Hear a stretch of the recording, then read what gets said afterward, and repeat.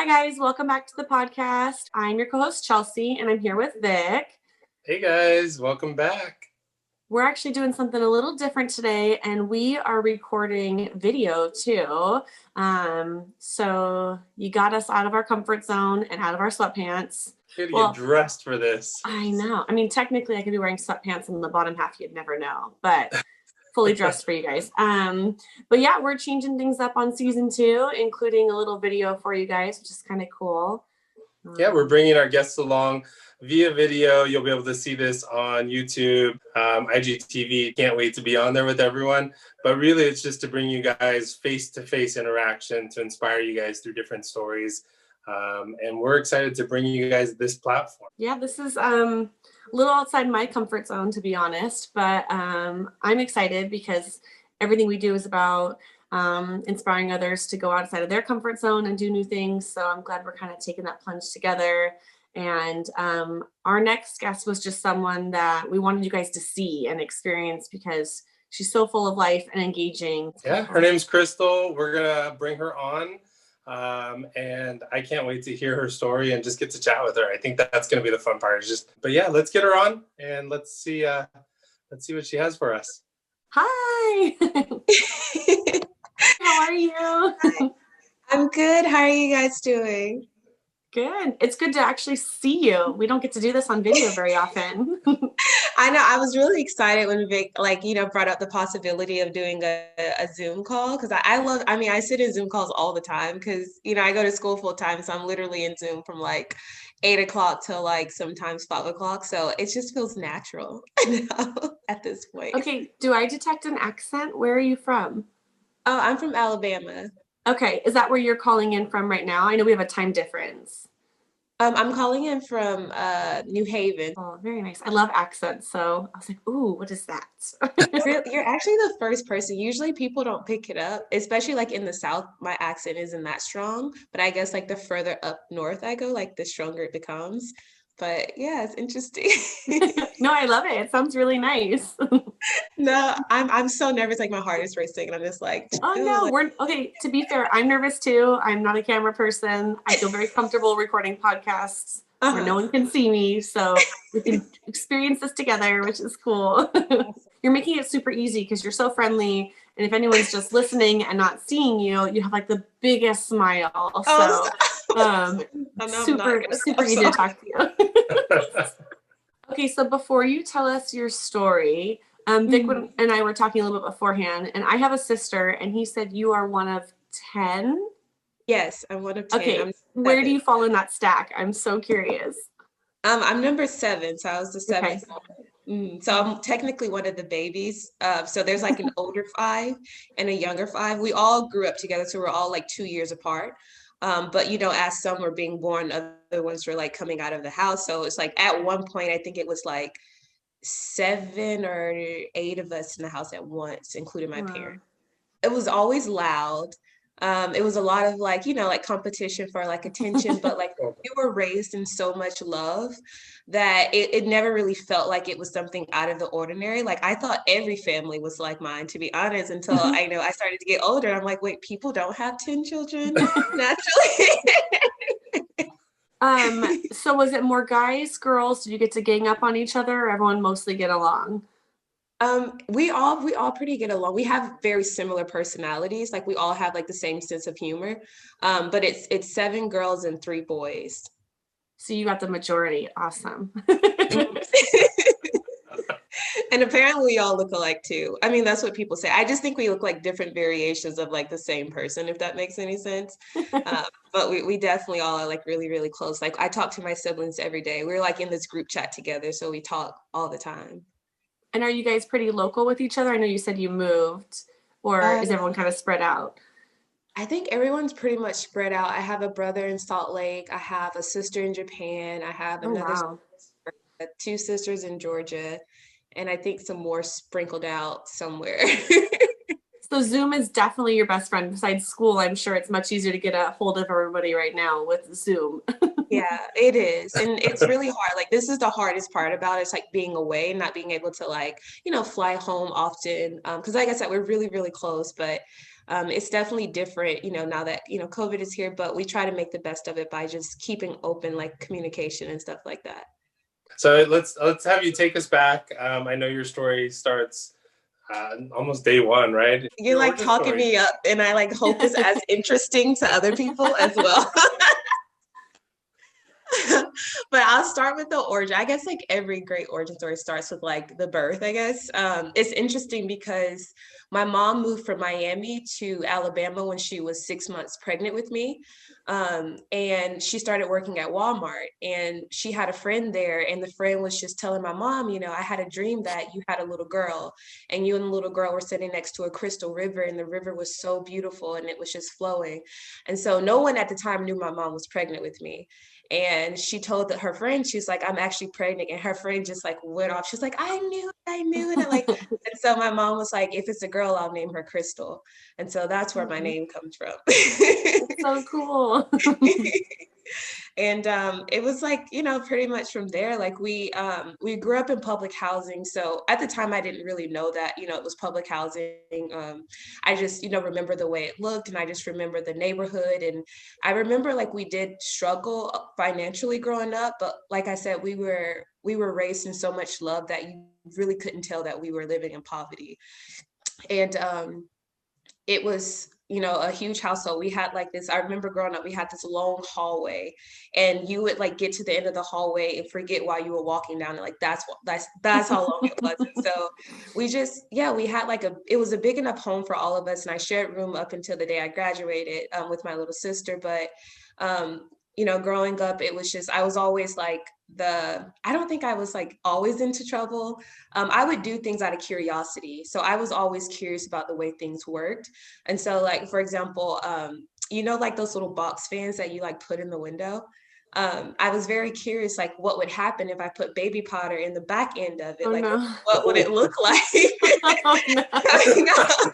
And so I did it. And then my dad walked in the room, and the whole room was white. And, I got in trouble, but it was worth it because I found out what happened. And so like I was always doing like little stuff like that. And I was quiet at home, but at school I was very loud. So unfortunately, like I'm not very proud of it, but I definitely was a bully like growing up because I felt so misunderstood. And then when I was 11, I was watching my dad, lose his battle to cancer. And it was really hard for me because, my dad was very, very active. He would take us to the pool. He would take us to the library. We spent a lot of time at the library because he was a huge reader. We would go to like the skating park. Like we were always out, and he was very active. And I started to notice that he became less and less active, and he, began to lose more and more weight. And so I would ask him about it. And, he would kind of just like, not really tell me what was going on. But like as a child, you know when something's kind of off. But I had no idea what cancer was until his funeral, and the preacher announced that, he died from cancer. And that was the first time I heard that word. And it kind of just like, I didn't know what it was, but I knew that it was the reason why my dad was no longer with me. And so for a long time, I tried to distance myself from that word. And so during that time, when he passed away, we had to give up the house we were living in and move to a house that was once owned by my grandmother. So my mom could just have less bills because she only had a high school diploma. So she really couldn't, get like a great job or a great paying job that could support the rest of us who were left in the house.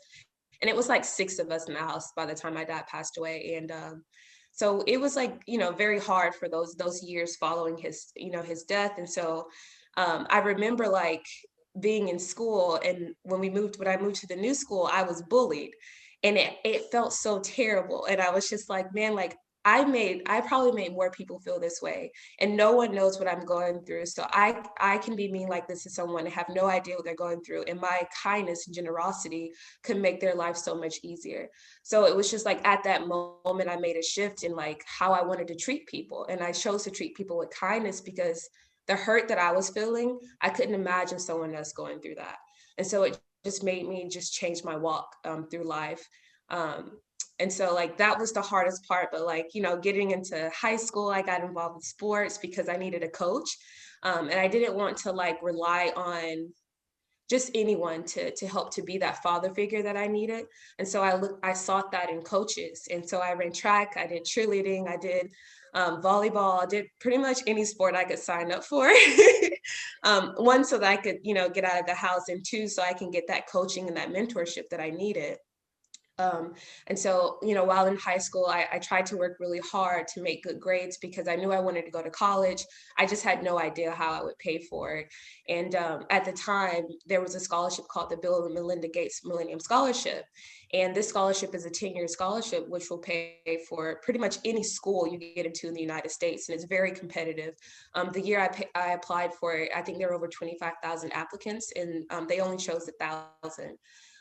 And so I ended up getting that my senior year, which is what's paying for my schooling right now. So I'm finishing up my doctorate now at Yale, which is so amazing to me. And I'm so grateful because I had no idea this was possible for me, like from public housing to Ivy League, like that's something you read about in books. So I was just like, even now I'm still like trying to take it all in and figure out if this is really happening. And when I first got accepted into Yale, I actually felt guilt. Because I felt like, you know, why me? Like, why did I get this opportunity and other people like me did not? So I had to work through that guilt. And, you know, I sought help. Like, I'm a huge advocate for mental health.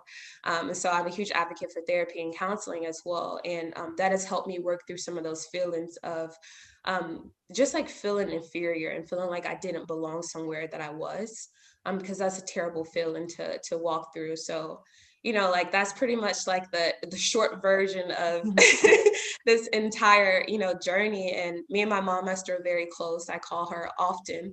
And she's helped me get through it. And navigating through higher education has been one of the most rewarding, but also challenging tasks that I had to, you know, do in my life. And so now I, you know, help coach students get through those same trials, or, you know, even trials that are different than what I faced, but I just help point them in the right direction, because being successful in college is more than just going to school. There's little things you have to work through. And so that's what my main goal is. It reminds you of a fairy tale, because like I feel like every fairy tale has like something really tragic happen, and then like overcoming massive adversity and like flourishing, and then you like turn into the princess at the end because you get a scholarship and get to go away to school. And I'm so sorry about your dad. Oh, it's okay. I started to feel like emotions when you were talking about it. My dad got diagnosed with cancer this year, so I feel a little bit of that, and I can only imagine. I'm grateful that I'm an adult and I got to experience my father my whole life. So I can't even imagine at those formidable years losing that father figure and that coach and that person. So my heart goes out to you for that, and I'm like overwhelmed with how much you were able to do with that and still move positively forward and like seek what you needed, like knowing that you need a coach and seeking it in a positive impact to like grow your life, and giving back now with what you have is just like, that could have gone so many other ways that weren't positive. So that's really commendable that you were able to do that. Thank you. I often think about that, and I know that's what keeps me so humble, because I know that it could have been completely different. But I think the presence of my dad in my life and what he taught me, because he taught me how to read and write, and he was just always teaching me something. And like I said, I was a very curious child, and I asked a lot of questions. I would get in trouble in school and have to stand in the corner because I would ask so many questions. And I still do that now. So it's like no surprise I ended up going into research.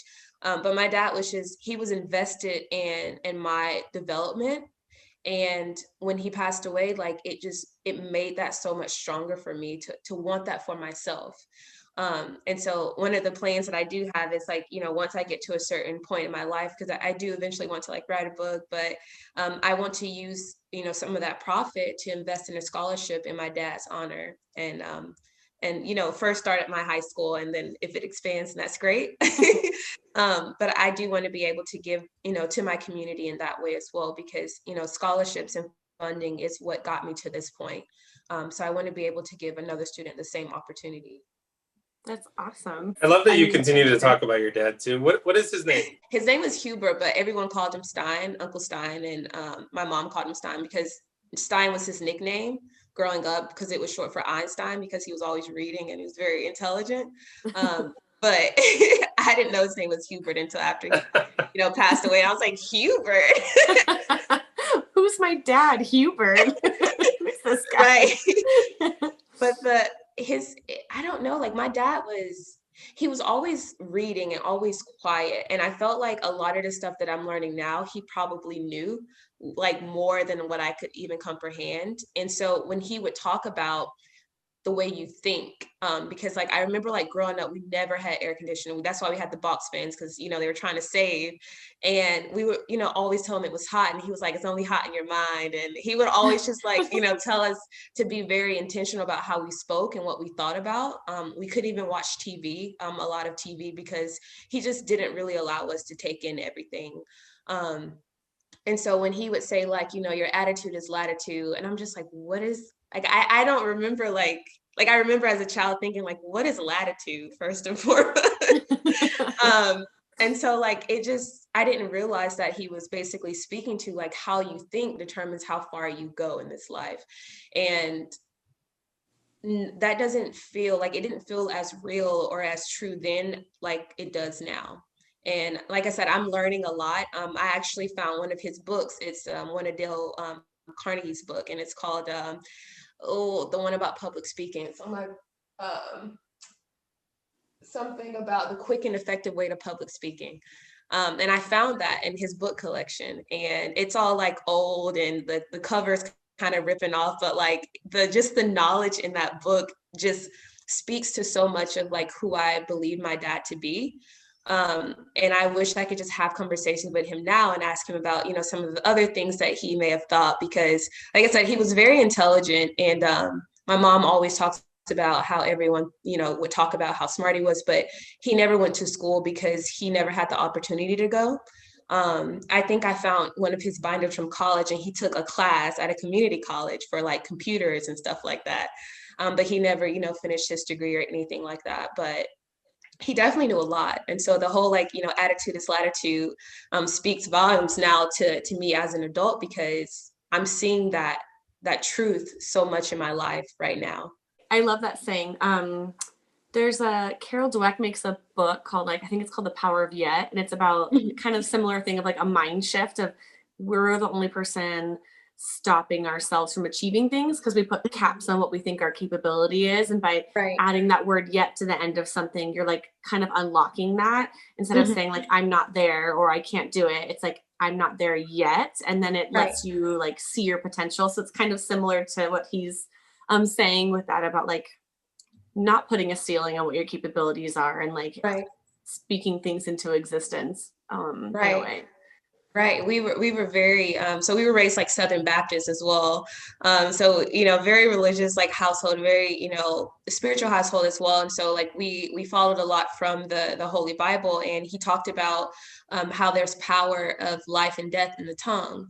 And so that was like one of the sermons he gave. And like, I'm seeing that across, all these great thinkers, because the more I learn about this and the more I learn about how the mind works, and I read The Power of Your Subconscious Mind by Dr. Joseph Murphy. I read Power of Positive Thinking.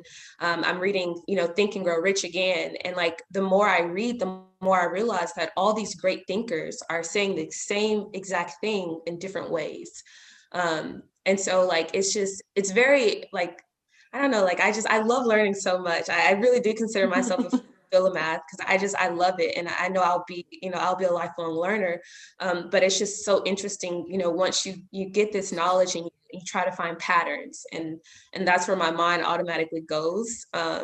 So it's very interesting, but I do believe that the mind is our greatest asset, because we really create our own reality through our thinking, and I think like being more intentional about, how I speak, help me be more intentional with how I, just act in this life, because you only act, based off of how you believe. And so like my beliefs, my thinking influences everything. And so I try to be a little bit more intentional with those. And that's why I read, books that help me. I listen to Les Brown, Lisa Nichols, Jim Rohn, like all of it. Like I love it. You got some greats in there. I mean, amazing list of people there, right? Jim Yeah. Rohn has definitely been my revisit person, Yeah. as I'm going through and thinking like, okay, our lives go through seasons. And for me, I had to say like, what season am I currently in? What season am I going to be going into? How am Right. I mentally preparing for that? And so I've been revisiting him quite a bit right now.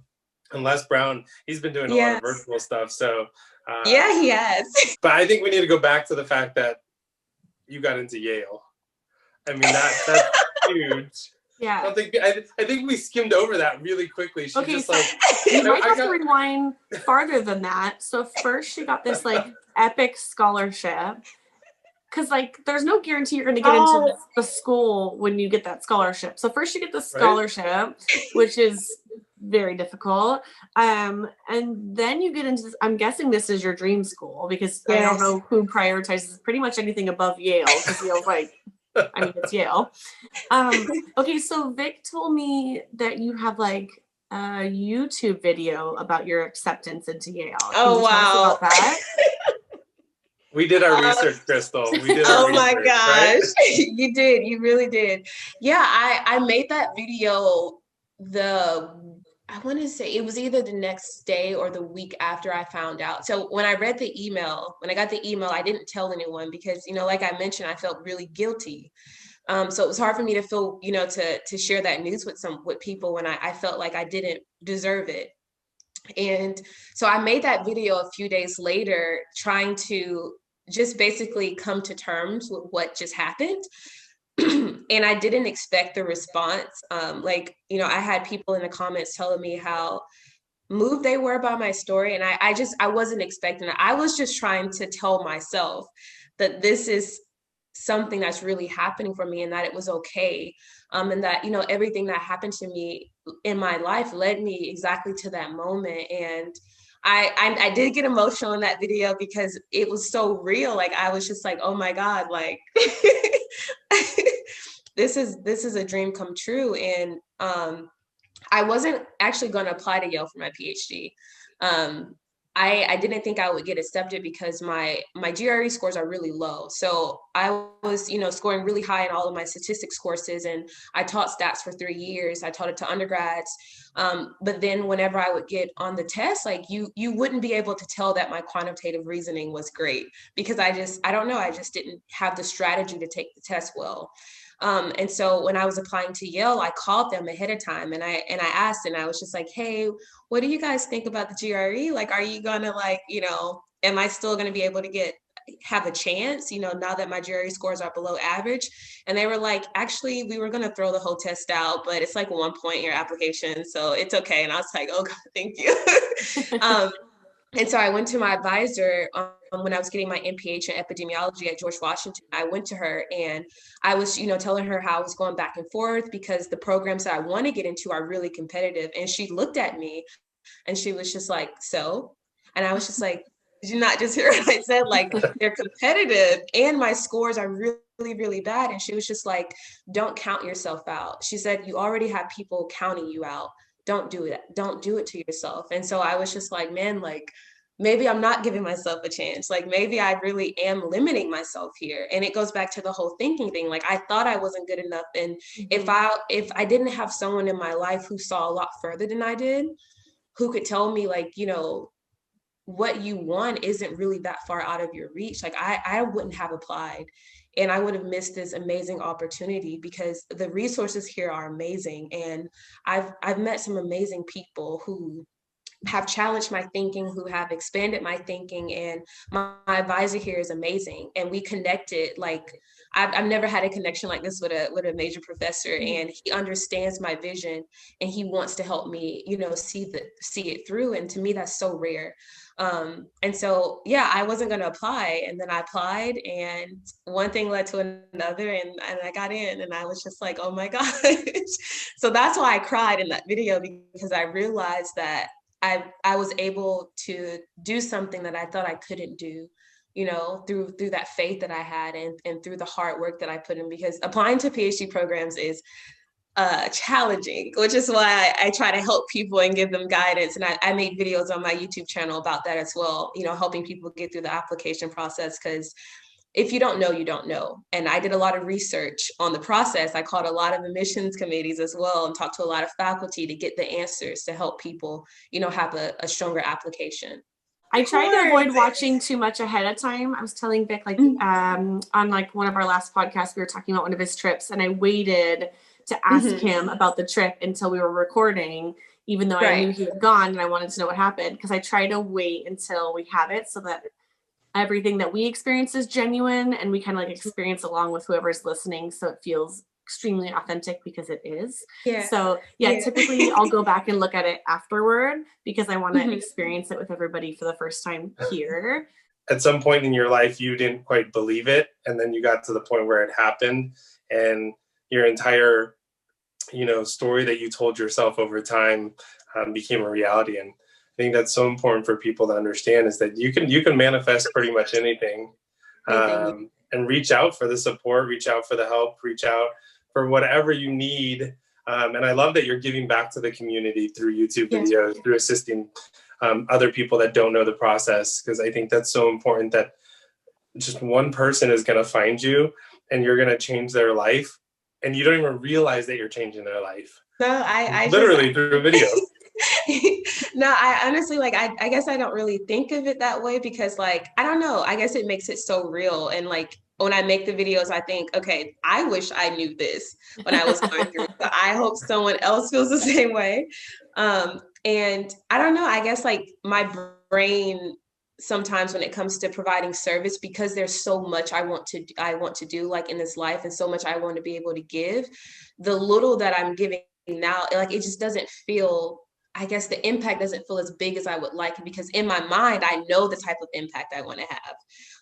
And I just keep telling myself, like, it's okay to start small. It's okay to give whatever you have. And I know that I can't do as much as I would like to now as a full-time student, but, during the winter season, back to general, like during this season, I want to be able to, gather this knowledge and understanding. And then during the spring, I'll be able to give, and, and eventually I'll be able to give at the level that I would like to, and make the type of impact that I feel.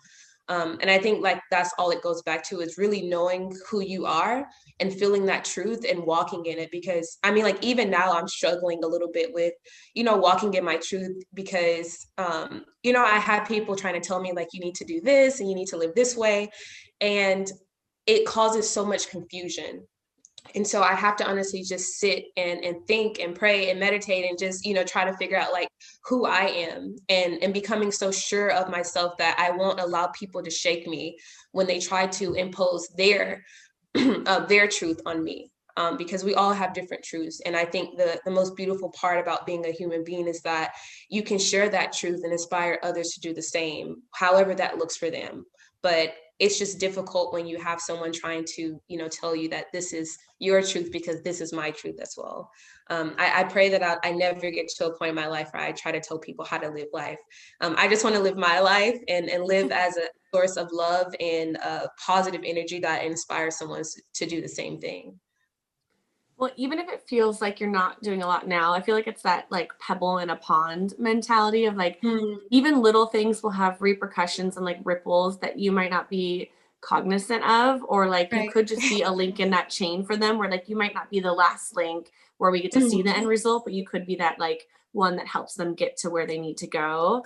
And so like, you should believe in the work that you're doing, and you should feel proud of it, if it's big, small, anything, because you don't really know what that effect is on other people.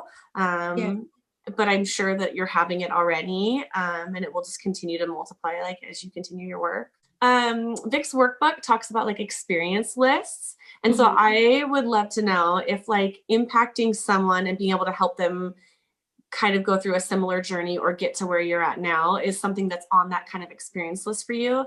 I kind of want to ask you like how you envision that experience, because I know in his workbook he talks about like, can you see it? What does it feel like? What are your emotions? Like, I would love for you to kind of describe what that like success looks like if you're able to help someone else, and what that would feel like for you.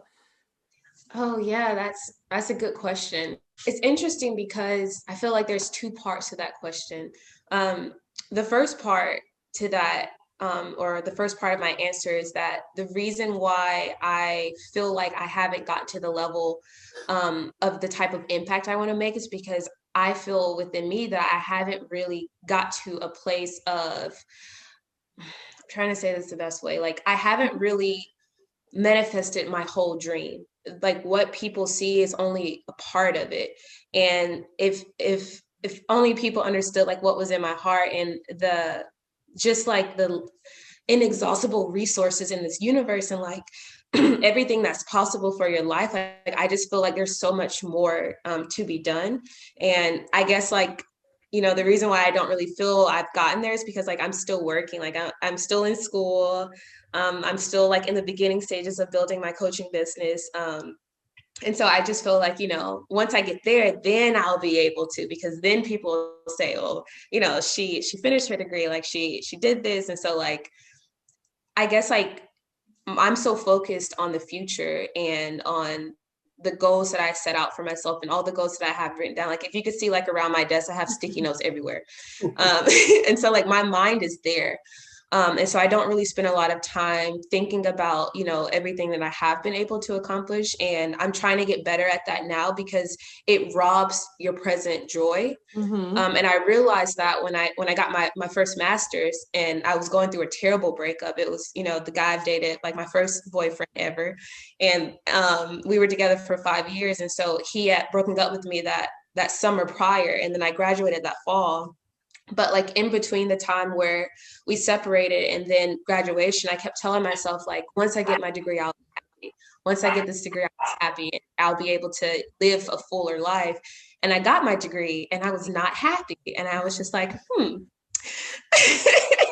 something's not right here. So I had to honestly just like take a step back and realize that like, you know, I'm doing the things I once imagined for myself. Like I'm living and walking in those doors and walking through that manifestation. So that's the first answer, is that I feel like I haven't really made it yet. And so in my head, what looks like, you know, helping someone is like, once I'm able to get to that point in my life, I'm able to give and make a bigger impact at like a larger scale. Like I said, starting a huge scholarship foundation to send students to school for 4 years, because I can't do what Bill Gates did right now and send students to school for 10 years. But I think, you know, 4 years is like a good, you know, a nice, you know, undergrad degree. And so like, I feel like, you know, that's something that I want to do. I enjoyed like when I was working as an academic success coach for George Washington, I really enjoyed that one-on-one interaction. I had students assigned to me who were foreign. I had students assigned to me who were first gen, you know, some students who were like legacy students. So the quality or the variety of students that I was assigned, you know, led me to believe that going to school and being successful at, you know, whether it's school or whatever you want to accomplish, it's a lot deeper than that. It takes like a level of understanding and someone who has gone before you to, you know, help guide you out of this, what feels like, you know, you're in a tunnel. And so I just realized that, you know, I really enjoyed working one-on-one with students. So I would like to continue to do that. But I realized, you know, like I said, time is, sometimes I feel like there's more stuff to do in a day than we have time. So that would be like my number 2 answers, is being able to provide, you know, funding for students to go to school and being able to provide coaching to help them be successful, even, you know, outside of the classroom. I'm going to challenge you though, because I think you're selling yourself short. But you've imparted so much wisdom just on, I don't know, what are we at 30, 35 minutes maybe at this point? Like just the amount of wisdom that's been coming out, like you're selling yourself short right there. And I think you have some big dreams. I know you do, because we're hearing it every single sentence. And so I think when you say like, I haven't made it big, like that point's going to come. You know that you've impacted multiple people at this point. Like, you know, you've done that work. And at the end of the day, like, you get to put your head on the pillow and know that you're happy right now. Like you're in a state of mind right now where I can tell that your heart is fuller. I can tell that you're full of gratitude. And so I think when you say things like, you know, I can't wait till I get to this point, like you're going to get there. That's the thing, is like, I know you're going to get there because you're dreaming bigger than most people. And I think that alone is inspiring people to continue to think that way and change their narrative. I mean, you could have told yourself a completely different narrative growing up. And even though you grew up in such a loving household, you could have said that there was things stacked against me to get where I'm at today. There would have been roadblocks. And so, and I'm going to challenge you every time you say otherwise. I know. I'm trying to like raise my consciousness. I'm trying to, and like I said, I'm on this journey, so I know that, you know, I'll eventually, like I said, get there. And I know I've come a long way as well. And it's just like I said, like it took a level of just like, I don't know, I just invested in myself. Like I read books and I listened to people who were doing the things, and it was like always a knowing, not even like a belief. It was just like a knowing that my situation as a child and, you know, dealing with childhood trauma, like I felt in my heart that that wasn't my reality, that wouldn't be my reality for the rest of my life. And that's why I'm so passionate about public health and what I research, because I read the statistics, I read the research articles about people that look like me who come from where I come from. And I read what the data says about people. And how they're, you know, disadvantaged sometimes, and even with their health. And so like, I don't want people to fall in a trap of, you know, allowing statistics or allowing the narrative that, you know, someone else imposes upon them to be their reality, because you have a choice. We always have a choice. And I know there's people who went through things that were, you know, far worse than I did. And I understand that. And I understand that, like, you know, people do hurt. Sometimes people go through things that are awful. But my whole thing is that you still have a choice whether you're going to, you know, walk in love and walk in abundance, or, you know, choose something else for your life. And it feels freeing to, you know, live a life that is abundant, in a life that is full of, you know, gratitude and hope. And I know that's what gets me by. It's just like my faith in a greater future, not just for me, but the people in my surroundings as well. And it's challenging because, you know, I mean, I'm watching my peers, like, you know, everyone like has a family by now, like a house. And I'm like, I got finals.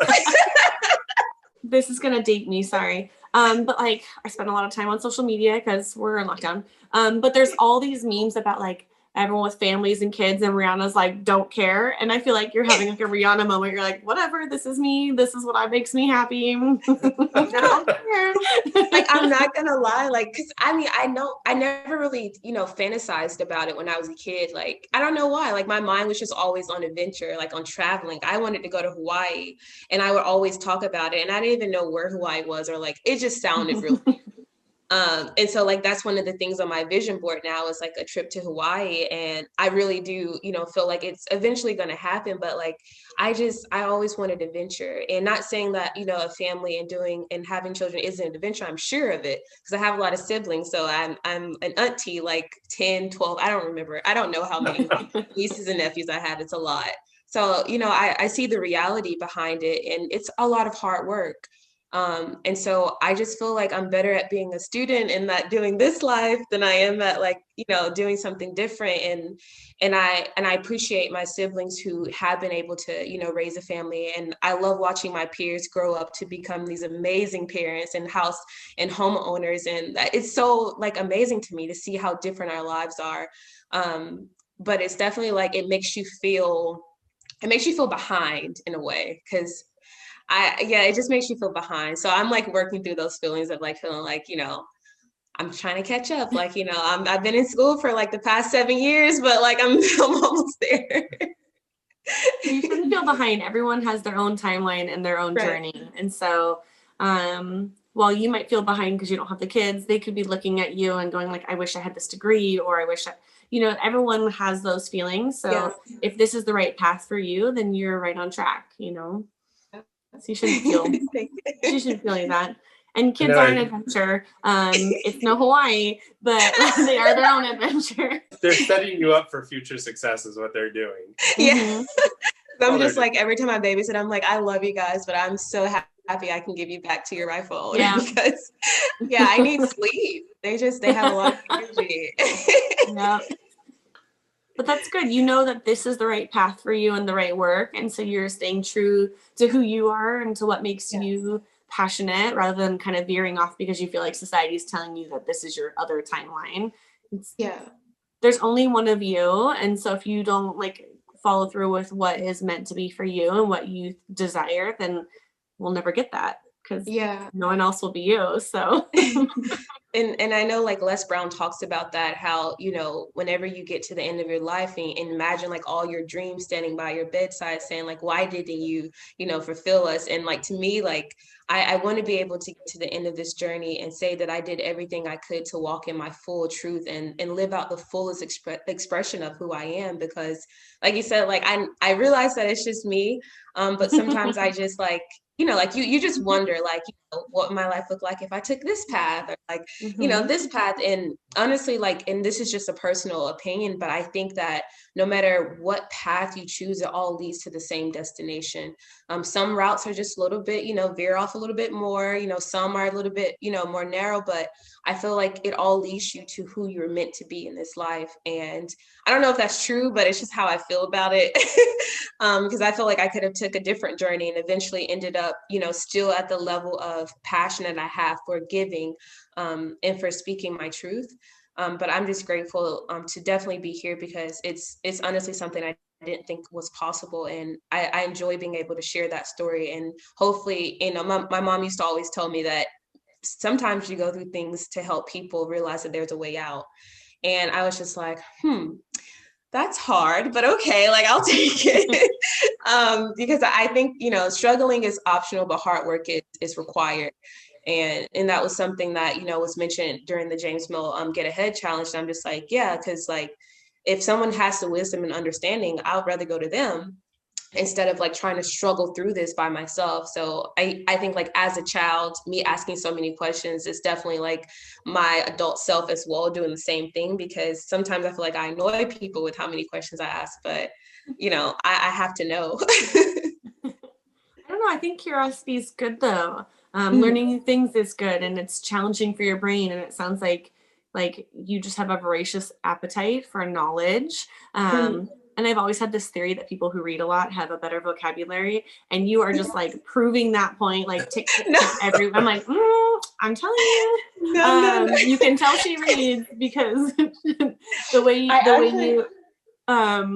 you like speak is very pleasant. It's so nice to like hear. I have these cards, like I get a word a day sent to my email. So I try to like learn a new word every day. So I like writing down these flashcards and try to practice them, because I'm just like, I want to expand my vocabulary so I can speak with more clarity.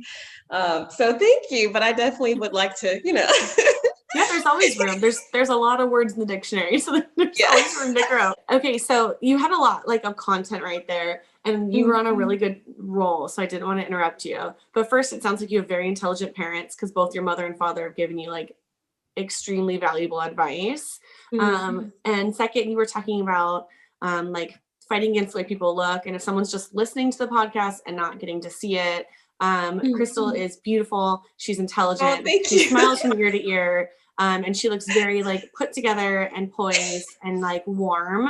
So just to give you like a visual of what she's talking about, that is what she looks like. So I don't know what she has to fight against, because she's amazing. So, but yeah, just in case you're only listening to this, I want to make sure like we're still creating a picture for you.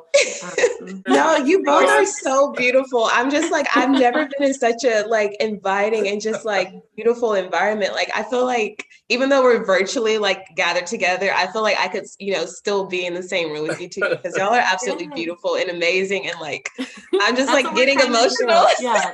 So one last question I definitely have. So Hawaii's on the list coming up here. What does 2021 have in store? And we obviously don't know the outcome of COVID and lockdowns and restrictions. It doesn't sound like that's stopping you though. So what's on the 2021 list for you? Yeah. Well, like I try, because like the epidemiologist in me and the adventurer in me are like fighting each other constantly. Because like the epidemiologist is like, girl, you know, COVID. And then like the adventurer is just like $100 flights. Like, let's do this. So I'm not gonna lie, the first thing I have planned in January is a trip to Mexico. And it was going to be a solo trip, but you know, my family was just like, please don't do it. And I'm just like, okay, whatever. But I am buying my ticket. So if you guys want to come, like it's there, but I can't wait on people anymore. And I checked like the COVID restrictions and stuff like that. And it's pretty safe. And, you know, like always, you know, being like very cautious about, you know, washing my hands, like taking the necessary precautions and stuff like that. So I will be safe, but I just, after this year and after this semester, I need to get away to protect and to save my mental health so that I can be, you know, start the spring semester, just like hit the ground running. So that's the first thing. And then, you know, the following month in February, I turned 26. So like Happy that's birthday. a big thank you, which is crazy to me because I still feel like I'm like in high school sometimes because I've been in school forever. But you know, I digress. So yeah, just those two things, like my trip to Mexico and my birthday. And I do have a list of things that I want to do as far as like, you know, having my book published, and I wanted to start my scholarship foundation the fall of 2021. So that's something that I wrote down as well. Dreaming big. I mean, this chapter sounds like it's full. Next chapter sounds like it's going to be even more fun. And so Yeah, we're excited to follow up. I can't wait till we follow up with you and we hear the scholarships in place. We can officially call you Dr. Crystal. Oh my gosh, cool. That's right? That's like, super fun. There's definitely going to be a follow-up here. I'm not even smart enough to be on a Zoom call with a Dr. Crystal, so I'm going to really have to read a lot more to catch up before our next conversation. It's so funny to me because people are just like, you know, like it's becoming more of a reality that I'm almost done with school. And like, I just think of myself as like, I'm so goofy. And like, if people really knew that, like, I'm really, really goofy. So it's funny to me to think of myself as like professional. And I'm like, so it's interesting. You can have both. Who says That's true. Being an intelligent professional means you have to be serious all the time? Yeah, I guess like that's the image that they give you. And again, like, you know, society trying to tell you this is where you need to, you know, this is how you need to act. And I know we're all socialized to act a certain way, like social learning theory. Like, you know, I studied sociology in undergrad. So like, it was just amazing to learn how the world worked. So like, I understand that. And like I said, I'm trying to get to a point where I'm walking in my whole truth. So also realizing the duality of my existence, that, you know, it's okay. I can be both, like you said, a serious professional and goofy. 100%. Oh my gosh, 100%. That will make you stand out from everyone else who is the boring suit and tie. I like to say that since I've gotten into like a more corporate world, that I love to challenge like corporate stereotypes. And I impress that upon my employees all the time, that it should be based off your body of work and not your body. Who cares what you look like and all of that? That doesn't, like, the color of your hair doesn't impact the quality of your work.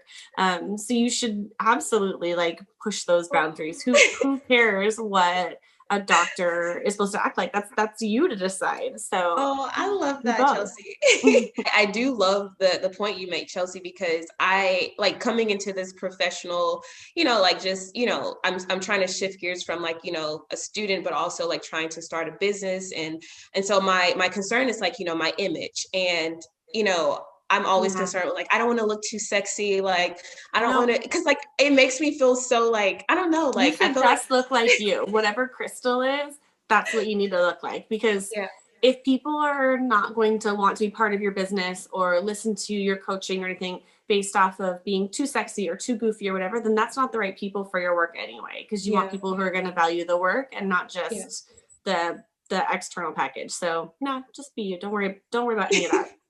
I love that.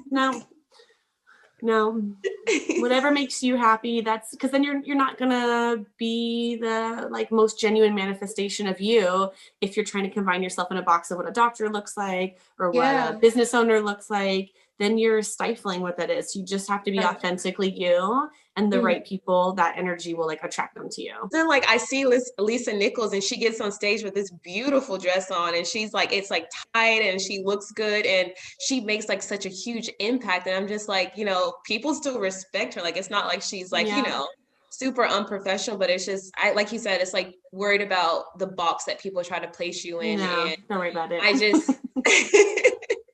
I think we place ourselves in those boxes. That's really what it is. 100%. We think about what other people want to see in us or what other people expect of us, and we put ourselves in those boxes. And then what you were saying, to your point, is then you end up having all these different boxes, and now you're trying to shift between these boxes based on who your audience is. Right. And then the real authentic you never actually comes out.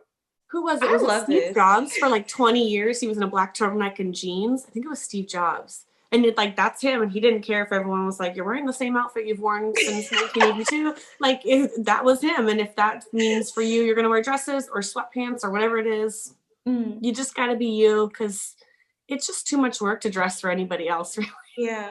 I love this space. This is an amazing space. The point to take away from there is surround yourself with people that are like-minded. I would have never met Crystal had I not surrounded myself with these type of people that want to inspire, want to do good, want to create a space where they can help others through whatever outlet that is. And I love this space. Like, it's honestly such a positive space. And I was telling Vic, like, I just appreciate you giving me the space to speak my truth, because I don't talk about my story, at least I haven't in the past, because I was ashamed of it. And ashamed of my past of, coming from low income housing and growing up as like one of 10, and we were like poor or whatever. Like that was really embarrassing for me, until I got to a point where I was like, my story, and I had to write about my story in the applications, and my story is what helped launch me into my dream. So I don't want to be ashamed of that anymore. And I appreciate you too for giving me this space. You might be poor financially growing up, but I think you were rich emotionally, and that is so much more important as you grow. But I think that the honor is all ours, Dr. Crystal, because as you do greater things in a couple of years, we're going to be like, we had her on our podcast before Oprah had her. So watch out, Barbara Walters, watch out, Oprah. Oh. We had her first. You never even heard of our podcast. And we you've made this super easy and comfortable. Like, your energy is just really relaxing and inviting. So it felt like we already knew you, which was really helpful. Thank you. I actually tried to clear my mind before this. I was just like, what am I going to say? Should I should I study? I'm like, why would I study my life? I'm living it. So let's just talk. It's probably very counterintuitive for you, because if everything is preparation studying to come in and we're like, we don't even know what we're going to ask until we get here. That probably was very weird, but I love it. It honestly made me expand. And like I said, getting out of my comfort zone is something that is still kind of scary, but I appreciate it for what it is, because anytime I'm learning something new, I'm happy. So I do appreciate this. This has made me really happy. So well, I'm just really excited for your book, because I do love reading. So please, when you finish it, you have a beautiful mind, and I would love to read how you think, because I find that really fascinating to see how people think and get into authors' minds. So please let us know when it's done so we can read it. This is so real now. I'm like, oh gosh. Yeah, you're doing it for sure. She put it out there. Yeah, my mom is out there. She was like, you need to name it Crystal Clear. And I was just like, okay, Mom. So the name I'm going for is Crystal Clear, A Journey to Self-Discovery. And basically just telling my story. And I have a few book ideas, but that's the first one that I would like to do. And I wrote maybe the first couple of chapters of it, and I just stopped for some reason. And when I went back to read it the other day, I was like, this is good. What am I doing here? Why did I stop? So this podcast has definitely inspired me to just keep going. And, every time I hear the encouragement, which is why I'm so grateful I was able to become such a huge part of this community, because I don't know if I had this outside. I do appreciate this, because it's hard. It's scary when you try to do it by yourself. But I'm learning you don't have to. Mm-mm. But now you have to be held accountable. I love doing it. So I'm going to be waiting on the book. I know. So you got no choice but to publish at this point. I know, because I'm just I have to do it.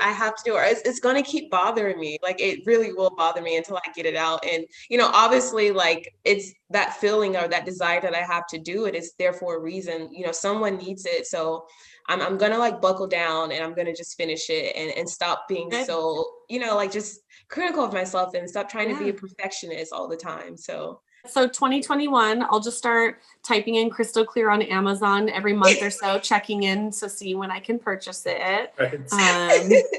And if not, we know how to get a hold of you to ask how the progress is going and when it's coming. Y'all so are now really you have no holding me choice Because we've really put it into existence. So now you got to finish it.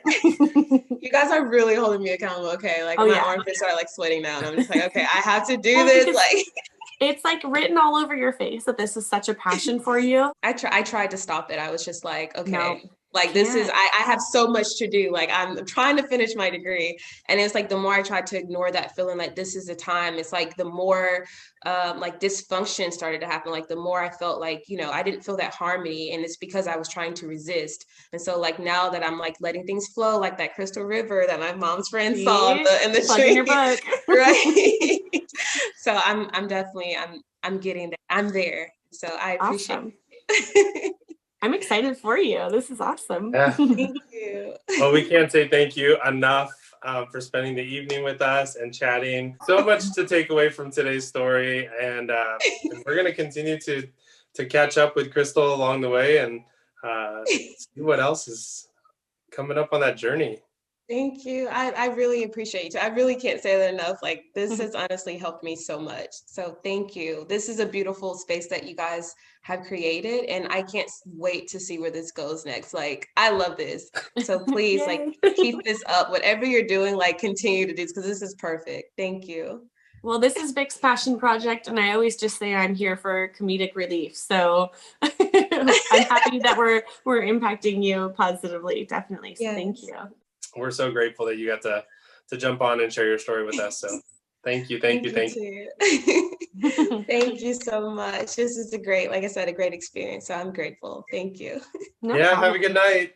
You we'll too. See ya. Bye.